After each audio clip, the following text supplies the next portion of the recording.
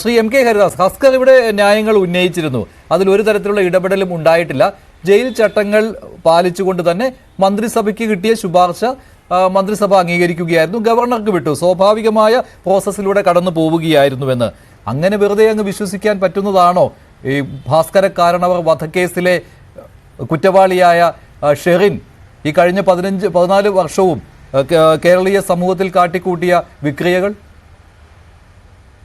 അങ്ങനെയല്ലാതെ പറഞ്ഞാൽ അടുത്ത ചർച്ചയ്ക്ക് ഇടതുപക്ഷ നിരീക്ഷകൻ എന്ന് പറഞ്ഞിട്ട് അസ്കറിനെ മഞ്ജുഷിന് കിട്ടുമോ? അപ്പോൾ അസ്കർ പറയുന്നത്, അസ്കറിന് അങ്ങനെ പറഞ്ഞു കഴിഞ്ഞാൽ ഇടതുപക്ഷ നിരീക്ഷകനായിട്ടുള്ള ഒരു സ്ഥാനം കിട്ടും, പാർട്ടിയെ ന്യായീകരിച്ചാലേ അങ്ങനെ കിട്ടും. അത് കാരണം കൊണ്ട് അതിൽ വലിയ അത്ഭുതമൊന്നുമില്ല. പക്ഷെ എന്നെ അത്ഭുതപ്പെടുത്തുന്ന മറ്റൊന്നുമല്ല, ഇപ്പൊ ഈ അസ്കർ പറയുന്ന കഥ കൂട്ടി വായിച്ചു കഴിഞ്ഞാൽ കൃത്യമായിട്ട് ഈ സ്ത്രീ ഈ 14 കൊല്ലവും 18 ദിവസവും ജയിൽ ശിക്ഷ അനുഭവിച്ചു എന്നുള്ള ഒരു കൃത്യമായ നോട്ടം ജയിലിന് പുറത്ത് നടത്തിക്കൊണ്ടാണ് ഇവരെ പുറത്തേക്ക് ഇറക്കാൻ വേണ്ടിയിട്ട്. കാരണം ഇവരെവിടെയും അപേക്ഷ വെച്ചതായിട്ട് ഇതുവരെ ഞാൻ കേട്ടിട്ടില്ല. ഈ ഷെറിൻ എന്ന് പറയുന്ന കൊടും കുറ്റവാളി എനിക്ക് വിടുതൽ തരണം എന്നുള്ള ഒരു അപേക്ഷയുടെ പുറത്തല്ല ഈ സംഭവം ഉണ്ടായത്. അപേക്ഷ വെച്ചിട്ടുണ്ടാകുമല്ലോ സ്വാഭാവികമായിട്ടും. അല്ലല്ല, ജയിലിപ്പോൾ നേരത്തെ എൻ സുഭാഷ് ബാബു സാർ പറഞ്ഞത് ചിലർക്ക് അറിയില്ല, അത് ചില കുറ്റവാളികൾക്ക് അറിയില്ല ഇങ്ങനെ ഒരു സമ്പ്രദായമുണ്ട് എന്നൊക്കെ. അവർക്ക് പോലും പരിരക്ഷ അവിടുത്തെ ജയിൽ ഉദ്യോഗസ്ഥർ നൽകണം എന്നുള്ളതാണ്, അവരോട് ഈ കാര്യങ്ങൾ പറയണമെന്നാണ്. അപ്പോൾ ഷെറിനെ പോലെയുള്ളവർക്ക് ഇത് ബോധ്യമാകി സ്വയം അറിയില്ല എന്നൊന്നും പറയാൻ പറ്റില്ല. അവർ ഏതായാലും അപേക്ഷ നൽകിയിട്ടുണ്ടാവും കേട്ടോ.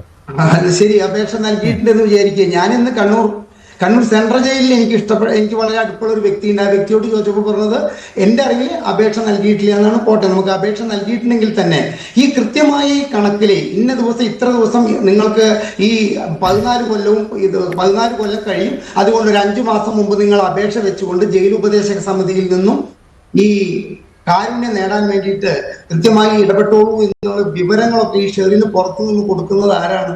ബാക്കിയുമായൊരു സമ്മർദ്ദമില്ലാതെ മഞ്ജുഷെ ഇവർക്ക് ഇത്തരത്തിൽ ഒരു ഇളവ് നേടാൻ ഒരു നിലയ്ക്ക് സാധിക്കില്ല. ജയിൽ ഉപദേശക സമിതിയിൽ സ്വാധീനവും സമ്മർദ്ദവും ചെലുത്തിയിട്ടുണ്ട്. ലോക്കൽ പോലീസിൽ ഇവർ ഏത് പോലീസ് സ്റ്റേഷൻ പരിധിയിൽ നിന്നുകൊണ്ടാണ് ഈ കുറ്റകൃത്യം ചെയ്തത്, അവിടെ നിന്നും ഇവർക്ക് ഗുഡ് സർട്ടിഫിക്കറ്റ് നൽകാൻ സമ്മർദ്ദം ചെലുത്തിയിട്ടുണ്ട്. അത് ജ്യോതികുമാർ ചാമക്കാല പറഞ്ഞതുമാതിരി ഗണേഷ് കുമാർ ആയാലും മറ്റൊരു വ്യക്തിയായാലും ഭരിക്കുന്ന രാഷ്ട്രീയ കക്ഷിയിൽ നിന്ന് അത്തരത്തിലൊരു സമ്മർദ്ദം കിട്ടുമ്പോഴാണ് ദുഷിച്ചു നാറിയ ഒരു വ്യവസ്ഥിതിയുടെ ഭാഗമായി കേരള ഭരണം അധപ്പതിച്ചു എന്ന് നമ്മളൊക്കെ മറ്റ് ചർച്ചകളിൽ പറയുന്നത് ഒന്നുകൂടി അടിവരയിടാനുള്ള ഒരു സാധ്യതയായിട്ട് മാറിയിരിക്കുകയാണ്. ശ്രീ അസ്കർ, താങ്കൾ ഒരു പുസ്തകം പൊക്കി കാണിച്ചിട്ട് വസന്ത് തെങ്ങുംപള്ളിയോട് ഒരു കാര്യം പറഞ്ഞു. ആ പുസ്തകത്തിന്റെ കുറച്ച് ഏടുകൾ മറിച്ചു കഴിഞ്ഞാൽ താങ്കൾക്ക് ഒരുപക്ഷെ കാണാൻ സാധിക്കും, വിചാരണ തടവുകാർക്ക് അവർക്ക് ജാമ്യം ലഭിക്കാൻ വേണ്ടിയിട്ട് അവർക്ക് പൈസ കെട്ടിവെക്കാൻ, അല്ലെങ്കിൽ അതിന് പൈസക്ക് സർക്കാർ ഒരു ഫണ്ട് നിശ്ചയിച്ചിട്ടുണ്ട്. ആ ഫണ്ടിൽ പൈസ ഇല്ലാത്തത് കാരണം സംസ്ഥാനത്തെ 9 വനിതകൾ വിചാരണ തടവുകാരായിട്ട് 6-7 കൊല്ലമായിട്ട് നമ്മുടെ ജയിലുകളിൽ കിടക്കുന്നുണ്ട്. അപ്പൊ ആ വിചാരണ തടവുകാർക്ക് അവിടെ നിന്നും ജാമ്യം ലഭിക്കാൻ വേണ്ടുന്ന തുക നമ്മുടെ ഈ ഫണ്ടിലില്ല. ഇവർക്ക് ഈ ഫണ്ട് സഹായിക്കേണ്ട ഫണ്ടിലില്ല എന്നാണ് വിവരാവകാശ നിയമപ്രകാരം എനിക്ക് കിട്ടിയ മറുപടി. 9 പേരുടെ വിവരങ്ങളും എനിക്ക് കിട്ടിയിട്ടുണ്ട്. അപ്പൊ അത്തരത്തിലൊരു ഫണ്ട് കൃത്യമായി സൂക്ഷിക്കാൻ സാധിക്കാത്ത സർക്കാരെ, അല്ലെങ്കിൽ ആ സർക്കാരിന് വേണ്ടി വാദിക്കാൻ വന്ന താങ്കള് ഇത്തരം ഒരു പുസ്തകം പൊക്കിപ്പിടിച്ചുകൊണ്ട് ഇങ്ങനെ പറയുന്നത് അങ്ങേയറ്റം അപലപനീയമല്ലേ? ഈ ഷെറിന്റെ കൂടെ തന്നെ കുറ്റകൃത്യം ചെയ്തിട്ടുള്ള ബാസിത്ത് എന്ന് പറയുന്ന ഒരാൾ ജയിലിൽ കിടക്കുന്നുണ്ട്.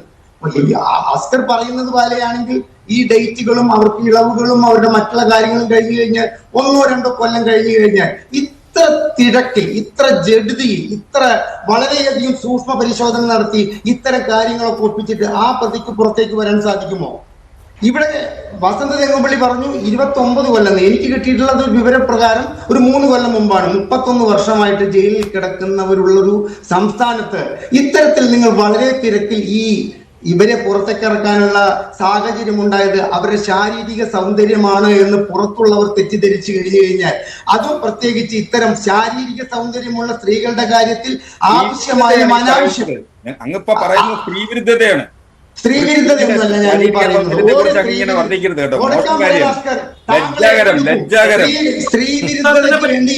സ്ത്രീവിരുദ്ധതയ്ക്ക് വേണ്ടി എനിക്ക് സംസാരിക്കും എന്ന് പറഞ്ഞിട്ട് ഒരു വക്കാലത്ത് ഏറ്റെടുത്തുകൊണ്ട് എന്റെ പേരിൽ കേസ് കൊടുക്കും. അല്ലാതെ എന്തൊരു ക്വാളിറ്റിയുടെ പേരിലാണ്, എന്തൊരു മെഷർമെന്റിന്റെ കാലിബർ വെച്ചാണ് ഇവർക്ക് ഇത്തരത്തിലുള്ള ആനുകൂല്യം നൽകിയെന്ന്